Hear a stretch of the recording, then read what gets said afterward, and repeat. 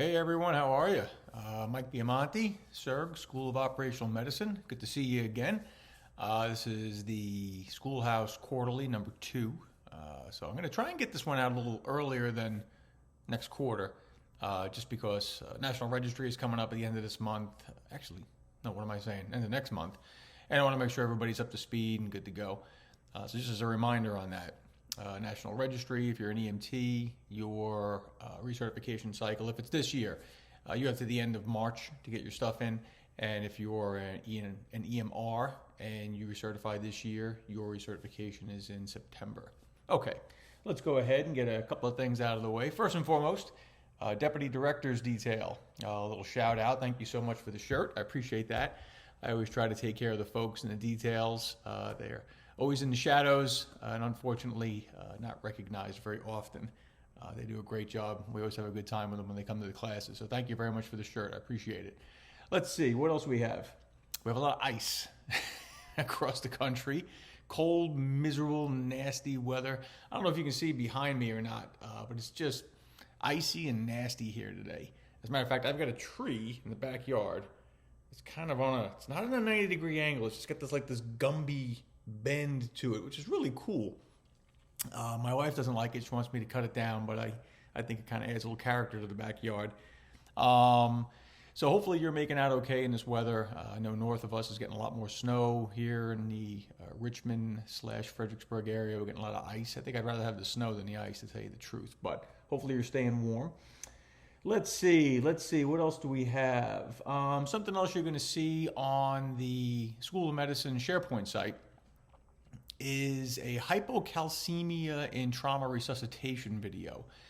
The Special Operations Medical Group, or the SMOG as we call them, it's a group of paramedics within the Bureau that go through some different types of training just to get them up to speed on some different disciplines. And they usually put together some pretty cool, I shouldn't say usually, they do put together some pretty cool training, and they have some good speakers. So this video that's on the SharePoint site now, for Schoolhouse SharePoint site, is on hypocalcemia. For those of you who don't know, that's low calcium levels in your blood in resuscitation of trauma. Pretty cool stuff. It's ALS, so for the advanced providers, go ahead and take a look. If you're a basic provider and you just want to look at it, go right ahead. There's also a PDF paper to read. Just good stuff, and thank you for Mike Nevitt for pushing that to me, and for all the SMOG people for putting that together, so you'll see that. Let's see what else we got. Let's just talk about that renewal for one hot second. I want to clarify something from the last video. This recertification cycle, so if you recertify through NREMT during this cycle being 2021, you can use nothing but total distance learning on this recertification cycle if you choose to, if you had to, because of COVID, whatever. That's fine. That's no problem. After 21, so this next recertification cycle being after 21 to 22 recertification cycle, it goes back to the old way of doing things. You can only do up to 10 hours, I believe it is, of distance learning. So just so you know, your reprieve from COVID is expired after 21, if you want to look at it that way. So just so you know, if you have any questions about recertification coming up in March, please reach out to me at any time. I'll help you any way I can. I know Pamela Browning up at MoreU is going to be very busy processing applications. So try to reach out to me if you can to take the burden off of her. COVID. Hope everybody's doing well with COVID. I got my second shot on Tuesday, and I had some signs and symptoms yesterday. When I say signs and symptoms, you know, from the second shot. But I survived. So I am now, quote unquote, good to go. We'll see how that goes. Hopefully that's the case. This is still coming in. I don't know. My wife likes it. She loves the goatee, right? Huh? No, I don't. I like it. She doesn't like it. I hate it. It's a work in progress, right? You can't just jump right into these things. You got to kind of gradually get into it. I like it. I know. It goes up my nose. I kiss her, it tickles her nose, so she doesn't like that. So, sorry. What are you going to do? Okay. With this quarterly video, What we're going to look at is the AHA updates, and quite frankly, there's not a lot of them on the BLS side of the house. So you're going to see me throw a couple of slides up there for the BLS providers. And even on the ALS side of the house, there's not a lot of updates. Let me go ahead and preface and put out the disclaimer. This is not, I'll say this again, this is not going to be an official American Heart Association 2020 update class. This is just information only, just putting out there what the updates are, what you may hear about, see. But when the time comes, when you renew your CPR, your ACLS for the ALS providers, you'll probably end up taking the new curricula, and you'll see some of the changes. Again, nothing earth-shattering. Something else we're going to discuss, we'll do a couple of case studies at the end, just to go over some lessons learned. And unfortunately, Dr. Fabry wasn't able to contribute to this video. He's very busy, to say the least, with COVID and everything else going on. So that's unfortunate. Hopefully we'll catch him on the next go-around. So where are we going to start? Let's go ahead and start with the CPR and AHA updates. Oh my God! Oh! Oh! Clear! Alex, what are you doing? CPR! Wait! Stop it! Stop it! Oh God. 1, 2, 3, 4, 5. Okay, give her mouth to mouth. Oh no. Yes! Really? Yes, do it! Okay. No, you gotta blow in her mouth. Come on. One breath. Come on. 1, 2, 3, 4, 5. Okay, again. Okay, one breath. That's it. Good. 1, 2. All right, a lot of different ways to do CPR. That's not one of them. But hey, whatever works, right? It's a little disgusting. A little clarification on the American Heart Association and what the American Heart Association provides. Because as you know, through the Bureau, the schoolhouse, we go through ASHE, American Safety and Health Institute, for our certifications. Whether you hold an ASHE card, an American Red Cross card, an American Heart Association card, it doesn't matter. They all pull from the same science. So the American Heart Association, as a structural thing, they've got that science and R&D piece. They're the ones that pull together all the data, all the science, really from all over the world. It's a consortium of different groups that come together and compile this data on resuscitation. They look at the data, they put that data together, and then they will kind of make it available to whomever. Now, within the American Heart Association, there's also their training and education division, if you want to call it that. So they pull from this science, and they put out PALS, ACLS, BLS, CPR, blah, blah, blah. And those are the classes you take. But who also draws from this same science is ASHE, Red Cross, so on and so on and so on. So we're all pulling from the same data. We're all getting the same science. It's all a matter of how we present it. That's it. It's the only difference. So everybody's getting the same information. So I never want you all to feel slighted that we're not providing American Heart Association cards or classes versus ASHE. I'm not going to bash the American Heart Association. There's a number of reasons that I've decided to go with ASHE for the Bureau. If you ever want to know all the reasons, give me a call. I'll be happy to tell you, but they are overwhelmingly in favor of ASHE versus the American Heart Association. But that's it for that. So everything I'm going to put out to you, you're going to hear me refer to the American Heart Association says this, AHA says that. It doesn't matter. What I'm talking about is that AHA research and development science gathering piece. Those are the people that we're talking about. But we put out a different product. So let me go ahead and start. I'm just going to put up a string of slides essentially, and you'll hear me in the background, and I'll just kind of hit these slides as we go through, and then at the end my smiling face will pop back up, and we'll kind of go on from there. So instead of going back and forth, you'll see. All right, so here we go. Here's the first slide. All right. As I said before, the American Heart Association really did not make a whole lot of changes when it came to the basic CPR stuff.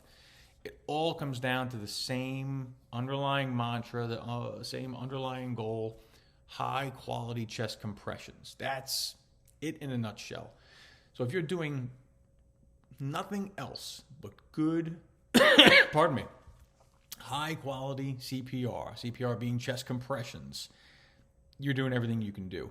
Now, if you can add an AED into the mix, right, an automatic external defibrillator, that's a bonus. One more thing to point out, and this will come into play when we start talking about our lessons learned and our grand rounds here at the end, is just, again, as a reminder for the numbers. For every minute one person is down in cardiac arrest without treatment, they suffer a 10% mortality. So again, do the math. If somebody goes down right in front of you and you start doing chest compressions and you put an AED on within a minute or two, all right, they've got an 80% chance of survival. That's pretty damn good. I'll take that. Or look at a different scenario.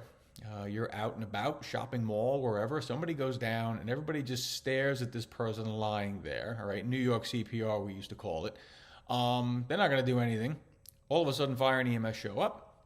They start doing their thing. How long did it take them to get there?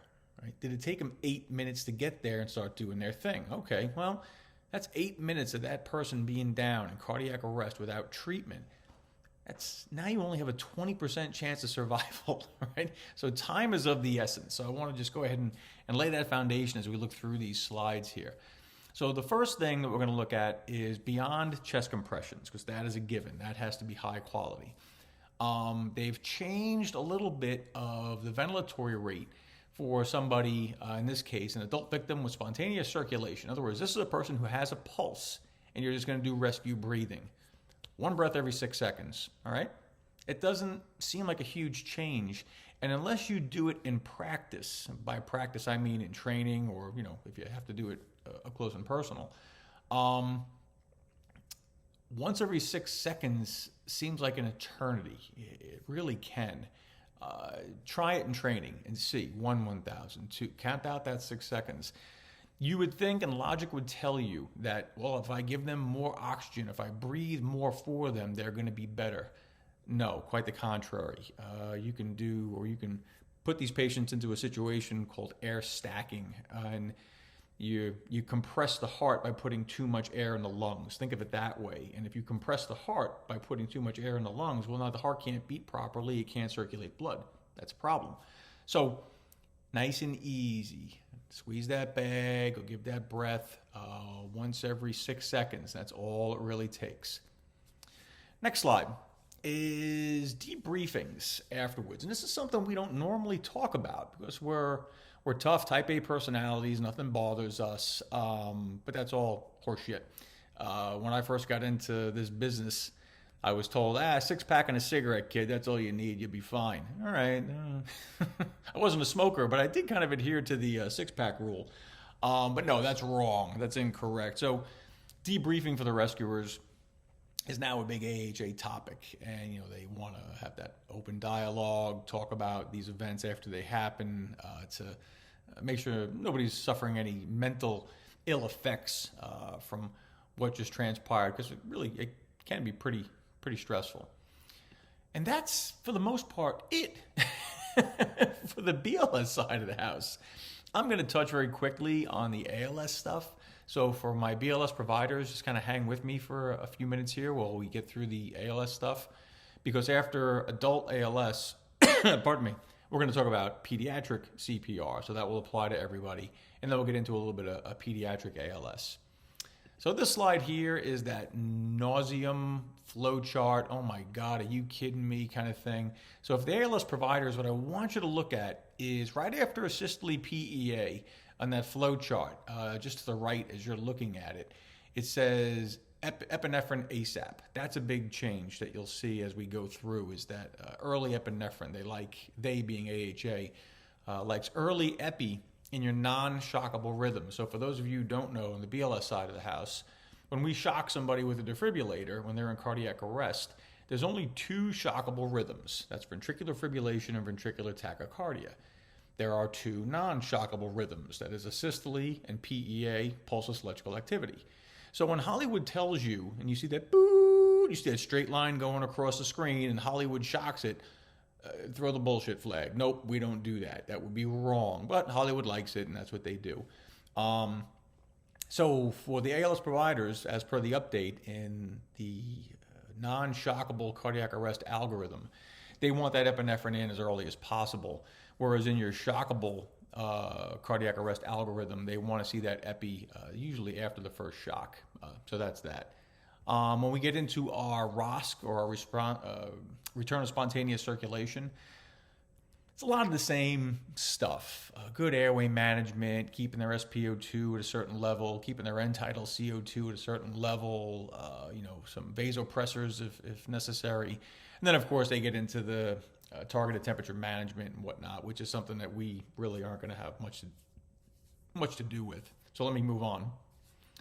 And here's a big one. And this is something that we've known for a while, but it's now become official, if you want to call it that, is end-tidal CO2 monitoring, because we can't do ABGs or we can't do arterial blood pressures. But your end-tidal CO2 monitoring in your intubated patients will give us a good idea as to our CPR quality. So if we start to see our end-tidal CO2 falling off as we're doing chest compressions, check your compressor. And one of the other things you're going to see in the American Heart Association changes, we always try to adhere to that team concept, the pit crew concept, whatever you want to call it.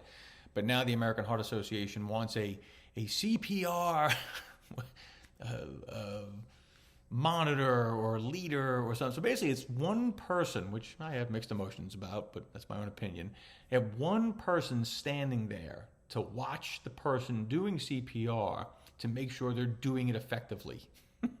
Rim, ram, re, kick, go CPR. I don't know.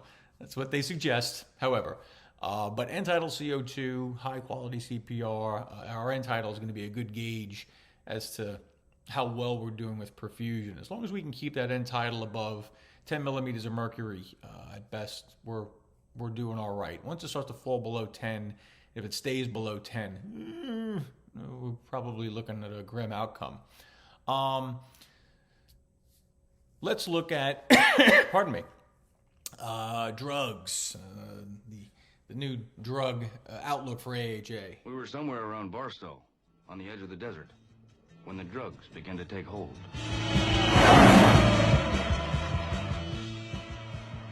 We had 2 bags of grass, 75 pellets of mescaline, 5 sheets of high-powered blotter acid, a salt shaker half full of cocaine, a whole galaxy of multicolored uppers, downers, screamers, laughers. Also a quarter tequila, quarter rum, case of beer, pint of raw ether, 2 dozen amyl. Not that we needed all that for the trip, but once you get locked into a serious drug collection, the tendency is to push it as far as you can. That was Fear and Loathing in Las Vegas. If nobody's ever read that book by Hunter S. Thompson, he's a gonzo journalist. I read that book years ago when I was in the military, and oh boy, Johnny Depp just nailed it. That was a very corny, I shouldn't say corny, it's an underground cult flick kind of movie, but funny. Anyway, here we go. Early administration, just what I said before from the AHA. If you have a patient that is in a shockable rhythm, they would much rather you wait until after the first shock, unsuccessful shock, mind you, before you give the epinephrine. However, if you have somebody who's in a non-shockable rhythm, they want you to give that epi as soon as possible. And I'm sure that'll change, in the next go around. Again, the AHA does these updates every 5 years or so. So who knows? In 5 years, you may see me doing one of these videos again. I don't know. Or I may be doing something completely different. I hope not. I hope I'll still be here kicking and doing my thing. So let's talk about some of the changes in electrical therapy for the American Heart Association. Dad!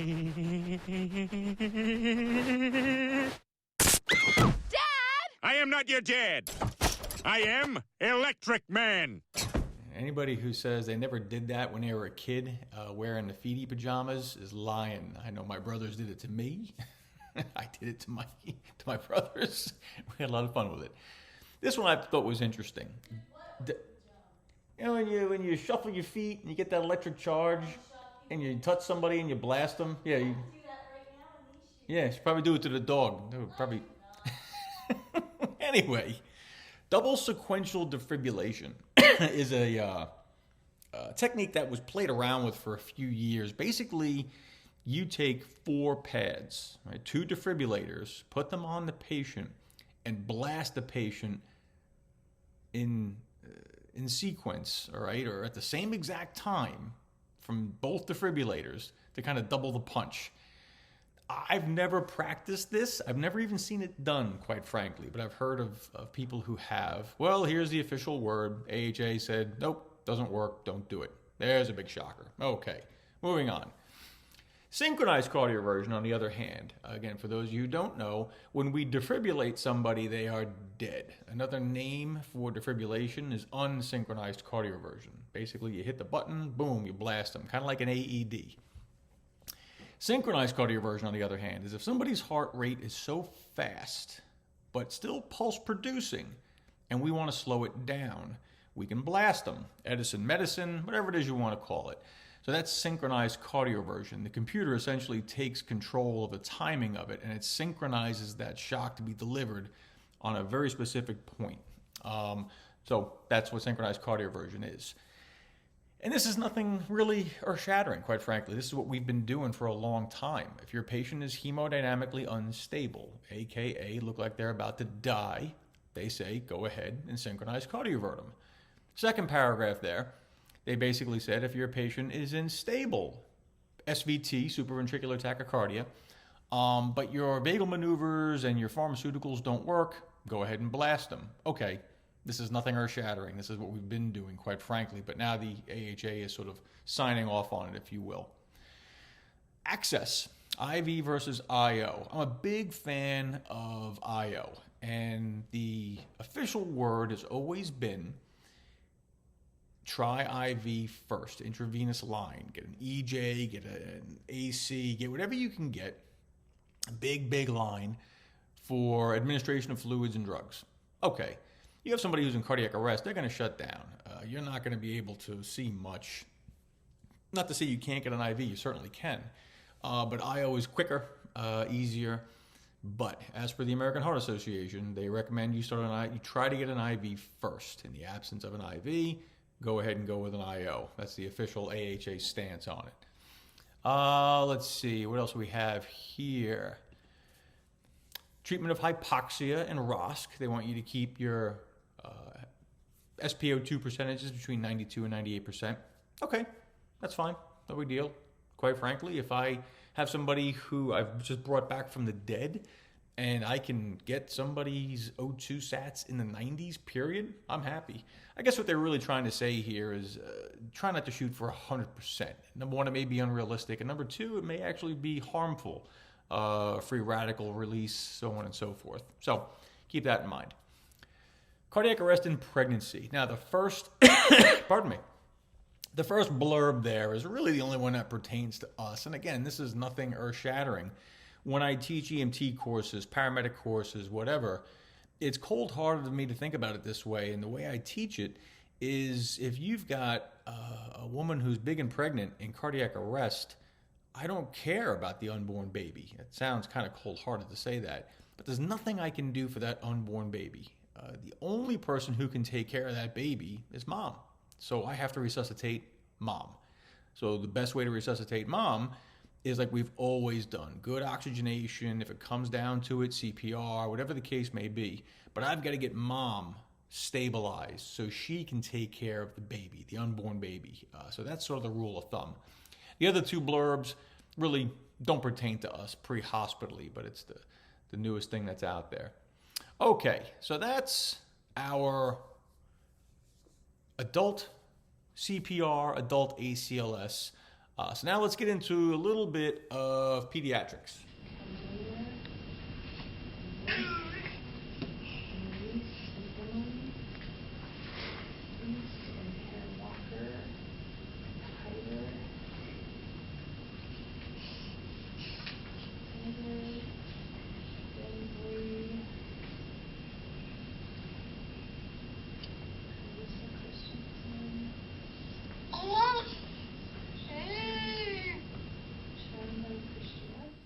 I saw that video, I just thought it was hilarious. It's not exactly what I mean by pediatric CPR, but if we have a pediatric patient, a child in CPR, and this blurb right here, more specifically an infant, 1 year of age or less, it always used to be said that if you're doing two-person CPR on an infant, you should adopt the two-hand thumb encircling technique to do chest compressions.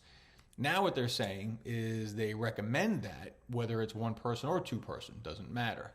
Okay, nice, that's fine. I got no problem with that. That's really the major, if you want to call it major, that's really the only change for the most part in pediatric CPR. Same rules apply. Push hard, push fast, allow for recoil, 100, 120, very little hands-off time. The AED placement, absolutely. If you can get an AED on, the ratios have maintained the same numbers, 30-2, single person, infant and child, and 15-2 in two person. Nice. Blast away on that chest. Get that chest going. Be careful with your ventilatory effort. Don't pop those little lungs. That's a big no-no. The only other thing you'll see as far as changes go in the pediatric realm is the ventilatory rate. Ventilatory rate is now 1 breath every 2 to 3 seconds, or 20 to 30 breaths per minute. So it's a little faster than it used to be. As you see the old guidelines below that, used to be a little bit slower. So now we're picking up the pace a little bit in kids. Not by much, but a little bit. So to kind of summarize pediatric CPR, same compression rate, same rules with chest compression, same rules with the AED. Get that AED on fast. A lot of people are concerned about pad placement in pediatric AED utilization. As long as the pads aren't touching each other, you should be okay. If you've got a baby, and a lot of people ask for age. At what age should I go from apex and sternum or placement of the pads to front and back, or posterior or anterior posterior, like a sandwich? He said, quite frankly, age doesn't have anything to do with it. It's the size of the kid. So if you've got a small kid, where if you go to put those two pads on the chest and they're going to touch each other, well, then that patient's too small. Go to front and back. It's going to be just as effective. Can you use an adult AED on a kid or a baby? Yes. The kid's dead. Do something. Something's better than nothing. Would it be better in the best case scenario to have a pediatric attenuator or a pediatric AED? Sure it would. Chances of you finding one of those outside of a pediatric ER or a daycare center or something like that are slim to none. So go ahead and rock on with whatever you've got. Let's look at the advanced stuff for peds. Here again are those flow charts to nausea. And I'm not going to spend a lot of time on these. My ALS providers, or the ALS providers, I shouldn't say my ALS providers, that's wrong. Bureau ALS providers can go ahead and take a look at these at their leisure. You'll see the same rule applies now, but they're really emphasizing that early epinephrine. Here now we're getting more into bradycardia and different treatments for bradycardia. Gets into all kinds of different managements. So we're not going to get crazy into these flow charts. The ALS providers can look at these at their leisure.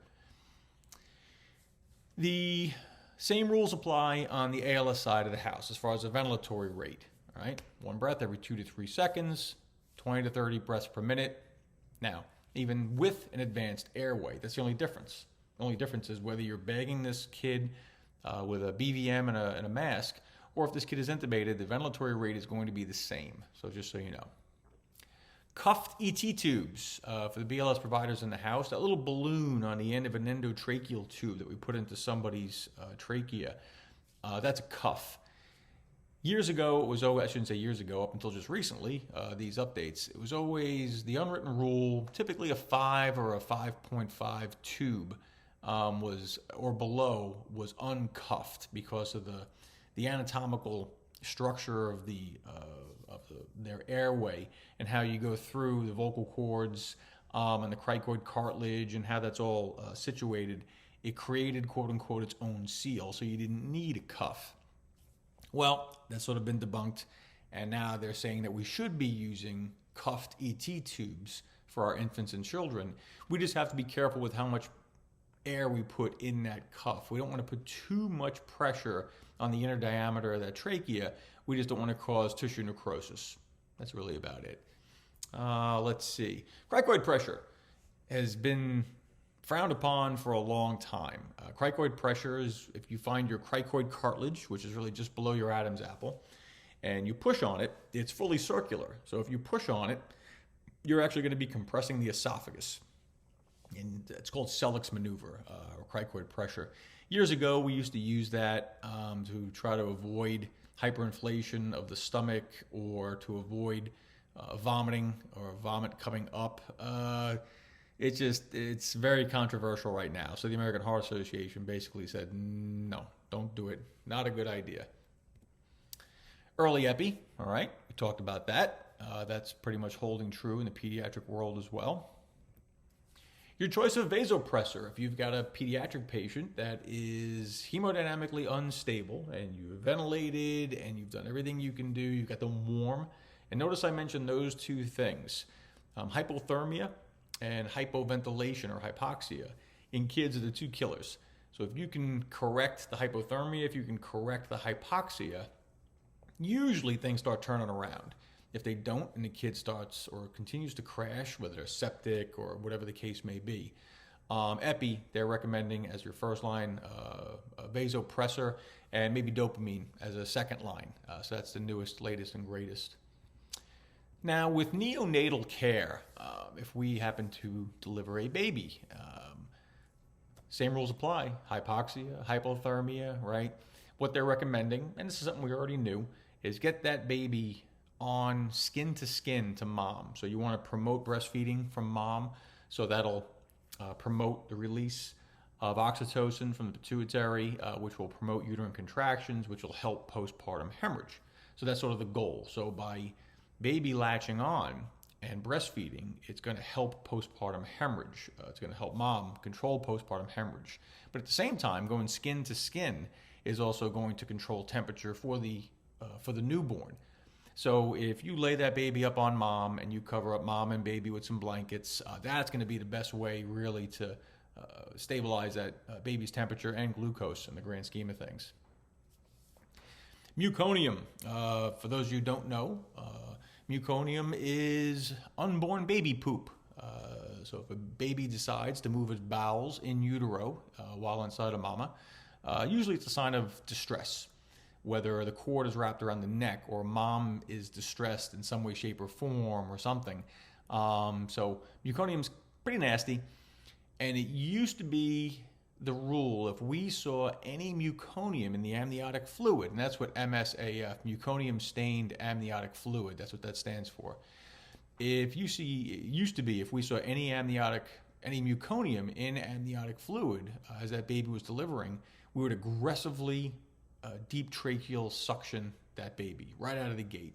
No questions asked. We wanted to get all that meconium out because if meconium ends up getting down to the lungs, it's very, very complicated as far as infection and everything else down the road for that baby, and the baby could die from it. They're getting away from that. And they're saying for a non-vigorous newborn, right, presenting with apnea, ineffective breathing, routine laryngoscopy with or without tracheal suctioning is not recommended.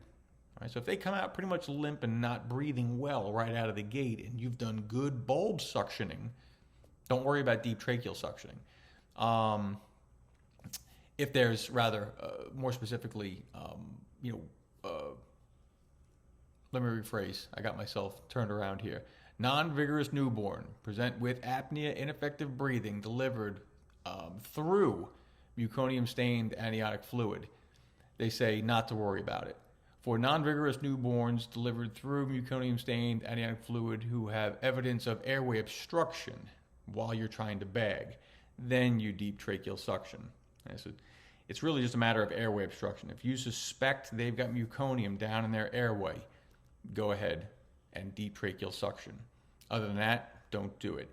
But there's a right and a wrong way to do that. You can't just take a whistle tip suction or a soft tip suction and jam it down there and start suctioning. You have to have a meconium aspirator. You have to go through the whole routine. So for us in the Bureau, we don't have a lot of pediatric equipment. At best, maybe we'll have a bulb syringe to be able to suction this kid's airway when they're born, and that may be the best we can do. With vascular access, we're looking at when a newborn, it's very difficult, obviously, to get a vein. So what we're looking at in our newborns is maybe an umbilical cannulation. So actually taking an umbilical catheter or a 14 gauge IV catheter, not with the needle attached to it, and inserting that into the umbilical vein. Now there's 2 arteries and 1 vein, an umbilical cord. And if you look here at this picture, you'll see what I mean. What we're looking to do is actually cannulate the vein and give fluids and drugs through that if need be. You don't want to go too far. If you go too far and you start to aspirate and pull back dark blood, you may be in the liver. You just got to be careful. But you're just looking to cannulate that umbilical cord, the umbilical vein, tie it off, and that could be your route of access. So that's just another recommendation for the American Heart Association. So, what do you feel about the AHA updates? Stop.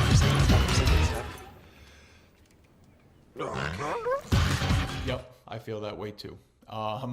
So those are the updates.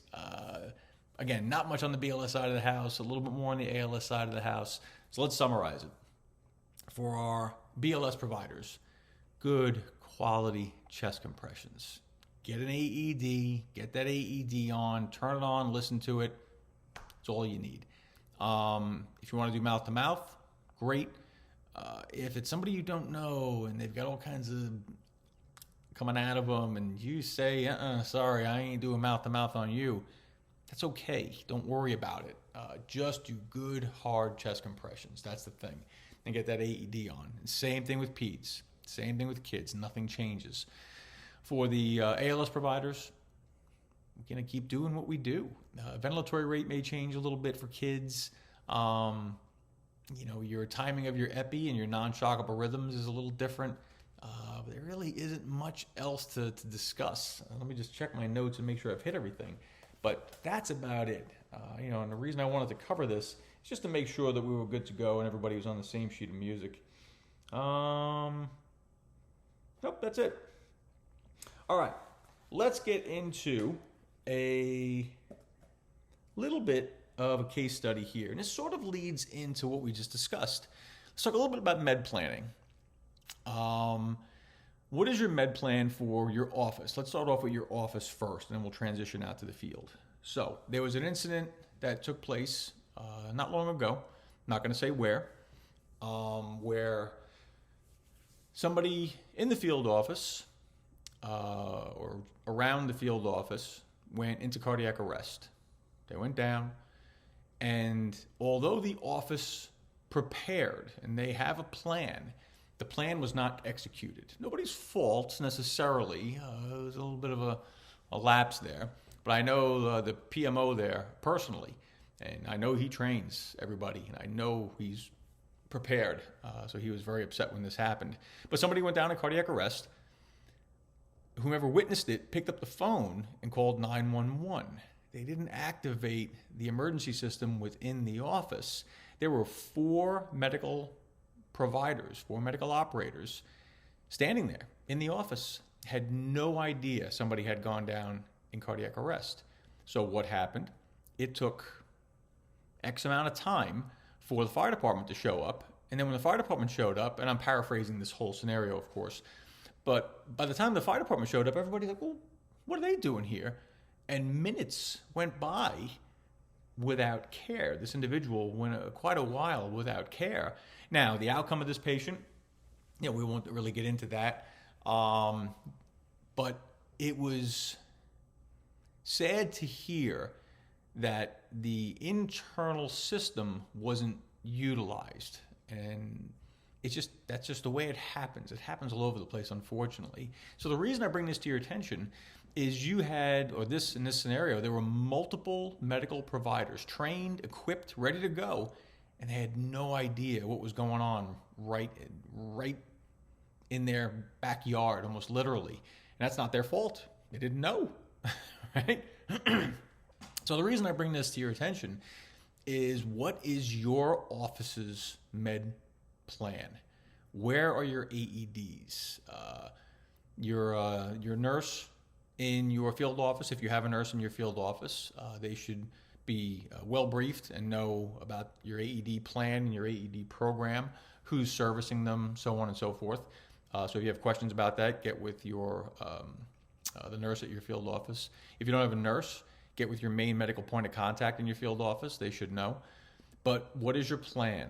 What's the phone number to call to activate the system? Is there something that comes over the intercom in the building, say medical emergency in this area, and every, whomever responds? Take a look at that. I'm not going to dictate policy to you. That's not my job. I just want to bring it to your attention, and just so you can have that situational awareness to kind of maybe start the conversation within your field office. Hey, if somebody goes down in the field office, what do we do? Who do we call? What's the number? What's the process? Where are the AEDs? So on and so forth. So start that conversation, and hopefully you have a plan in place, and hopefully you'll never have to use it. That's really the goal. If you're prepared, usually you never use it.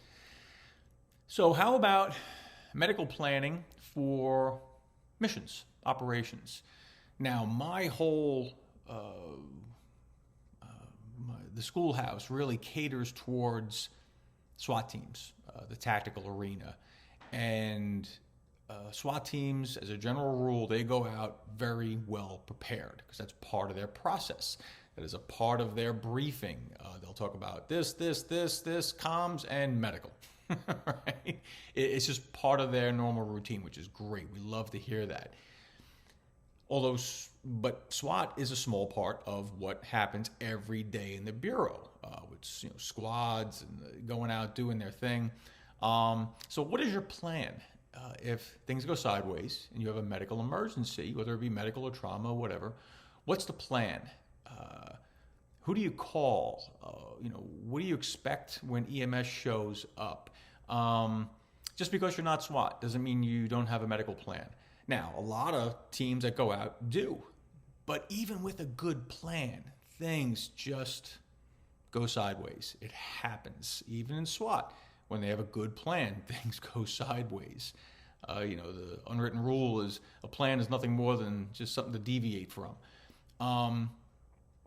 So all this to say, look at your squad, look at your team, look at who you're rolling out with, look at your gear, look at your equipment, and game it, if you will, in your mind. If something goes wrong, what do we do? How are we going to respond? Who are we going to call? And what should we expect when those people show up?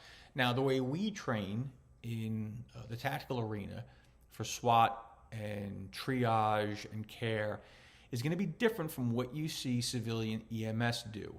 And just so you know, civilian EMS does things differently than a tactical team. It's two different worlds. So if you call 911, chances are you're not going to get tactical medics. It doesn't work that way. You're going to get an ambulance, a fire engine, whatever shows up to the scene, and they are well briefed and do a great job at civilian EMS, we'll call it. So if you have one rig show up and you have one or two patients, they're going to do their thing. If you have one rig show up and you've got 8 patients, they're going to do a different thing. They're going to have a process. They're going to have a plan to be able to address that. And sometimes in those plans, they have to make the hard decisions. And they have to look at the number of patients they have versus resources they have, which is also something you have to look at on your team. What do you have for resources versus how many patients might you come across? So you need to look at the logistics of it and what do you have to bring to the table. Same thing with civilian EMS. I can't tell you how many times I've shown up on a scene and I've had multiple patients down. I've got to go into a quick triage mode. What are the survivable injuries that I can take care of? What are the non-survivable injuries? Injuries inconsistent with life that I can't do anything with, that I have to turn my back on and move to the patients who have injuries that I can take care of that can survive. So in that 8-patient scenario, let's say, if I've got, 2-3 patients that I know have injuries that are inconsistent with life, and I've only got so many people to help me, and I've only got so much in the way of resources, well, I've got to take care of the other patients that I know if I take care of them, they're going to survive. The other ones, unfortunately, I'm not going to really do anything with. And again, this is civilian EMS, and this is their mindset, just so you know. So if they show up on scene and it's that kind of a scenario, and you're wondering why maybe they decided to take care of these patients versus these patients, it comes down to resources. It comes down to what do they have available, and pardon me, are the injuries sustainable? Are the injuries inconsistent with life? They're not going to waste valuable, precious resources on patients that are not going to survive anyway. Because if they take care of these patients over here, the 3 to 4 that have injuries inconsistent with life, versus these over here, well, now these we know they're probably going to die. So if I focus all my attention here, 2 of these may die. So now, out of the 8 patients, well, these 4 we knew were going to die. Well, now I have 2 more that are dead. Now I only have 2 surviving. Where if I didn't do anything for these, which I knew they were gonna die, I'm gonna save 4, not just 2. Tough decisions, and this is what EMS has to deal with on a regular basis. And it's the same thing with battlefield triage, but there's a little different mindset to it. So what I really want you to take away from this little blurb here is, are you prepared in your office for a medical emergency? CPR, AED, what's the process? But when you walk out of the field office and you're out there on your own, what do you have to take care of yourself, to take care of your buddy? And what can you expect if you call 911 and they show up? They may do things that are a bit foreign to the way we understand them because we don't live in that world. They've got policies, they've got procedures, and those policies and procedures are designed to maximize survival. That's really what it comes down to. So if you want to know more, and this is what I recommend to you, if you want to know more about how your fire departments, EMS agencies, and your AOR, how they respond to, say, a multiple casualty sort of a scenario, go and talk to them. They'd be happy to share the information with you. Go knock on their door, have a cup of coffee, that's what they do, and ask them, hey, what's your process? What's your procedure? It's nothing classified. Ask them. This way you're not surprised if and when, unfortunately, it happens. So that's my little blurb on lessons learned during this update video. Take away from it what you can. Hopefully you'll never have to come across a scenario where this even becomes applicable. But look at your field office, look at that process, look at your mission set, look at your operational tempo or your operational preparedness, if you will, and make sure you're prepared and make sure you have situational awareness of who's coming to help you and what they can do for you and how they can help you and maybe how you can help them.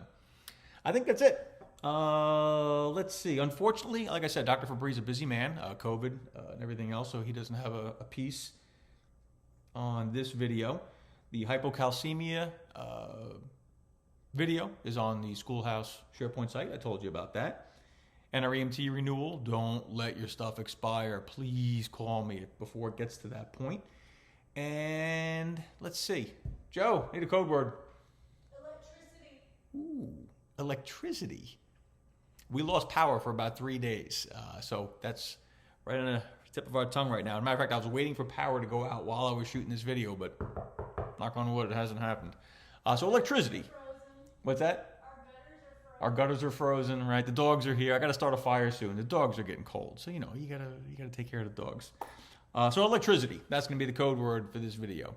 Again, thank you everybody for doing what you do. Be safe out there. Any questions, any concerns, please reach out to me at any time. If you're curious about classes for 21, they're pretty much full. But let me know, and if you want, we'll start looking at 2022 for future classes. That's it. Have a great day. Be safe. It's always a pleasure. Take care. Bye.